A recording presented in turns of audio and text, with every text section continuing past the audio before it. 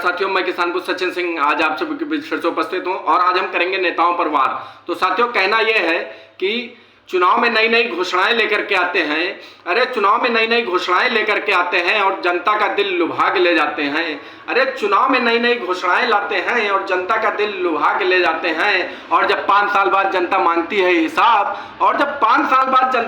है हिसाब, तो नया घोषणा पत्र जारी करके चुनाव लड़ने आते हैं तो साथियों, यह है हमारे भारतीय नेताओं की पहचान।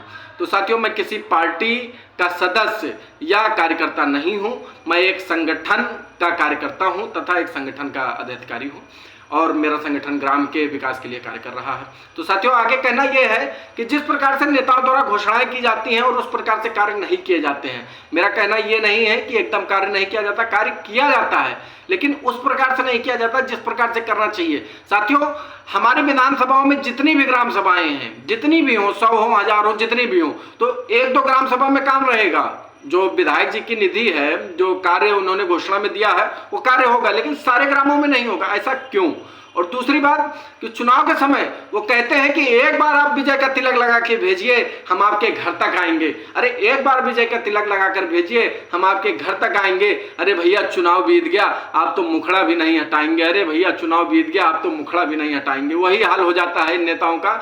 तो साथियों, चुनाव हो जाएगा, जीत भी जाएंगे, उसके बाद ये जनता दरबार लगाने की घोषणा करते हैं और मीडिया द्वारा, पत्रकारों द्वारा, पत्रकारिता छाप दी जाती है और उसमें निकाला जाता है कि माननीय जी के यहाँ जनता दरबार लगेगी इस दिन, और जिसको अपनी समस्या का समाधान कराना वो वहां पहुंचे। ऐसा क्यों भाई? आपने बोला क्या था कि आप एक बार विजय का तिलक लगाइए, हम बार बार आपके घर आएंगे। तो साथियों, वही हो गया ना कि आप एक बार विजय का तिलक लगाइए, हम चेहरा पे मुखौटा लगाएंगे।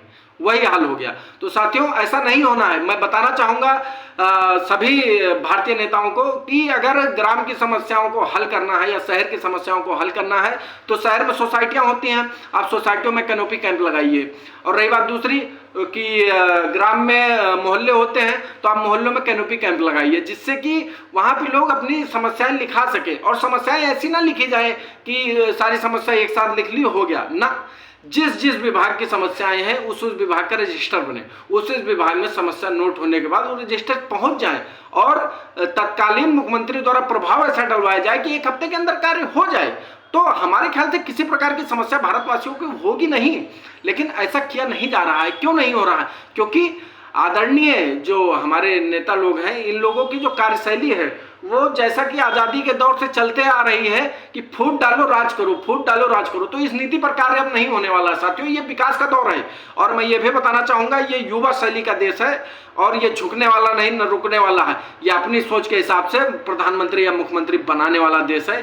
तो साथियों, मैं उन सभी नेताओं को चेतावनी देना चाहूंगा कि आप सभी हर जन के घर तक जाकर के कार्य करिए जिस प्रकार की आपकी घोषणाएं थी, वरना फिर ये युवा अगर टूट पड़ा तो आप सभी का जीवन दुश्वार हो जाएगा। रही बात दूसरी कि अगर युवा पे किसी प्रकार का कार्य का उल्लंघन हो तो आप बताएं, युवा एक ऐसा कार्यकर्ता है जो कि अपने देश के खिलाफ कभी नहीं जा सकता और देश के पक्ष में कार्य कर सकता। तो सभी नेताओं से मेरा आग्रह है कि युवा के साथ साथ गरीब जनमानस को भी तथा हर वर्ग के मानस को आप एक कल्याण रूपी जीवन का आनंद दें। तथा अगर आप उस मुकाम पे पहुंचे हैं एक आम जनता की बदौलत, आप अगर एक मुख्यमंत्री या प्रधानमंत्री बने हैं, उनकी मैं बात नहीं कर रहा हूं, मैं बात कर रहा हूं एक विधानसभा नेता, एक MP नेता, इनकी बात कर रहा हूं, या जिला पंचायत, इन सभी की मैं बात कर रहा हूं। अगर ये लोग चाहेंगे तो नीचे के तबके के लोगों की मदद हो सकेगी, इसमें किसी प्रकार का किसी को संदेह नहीं होना चाहिए।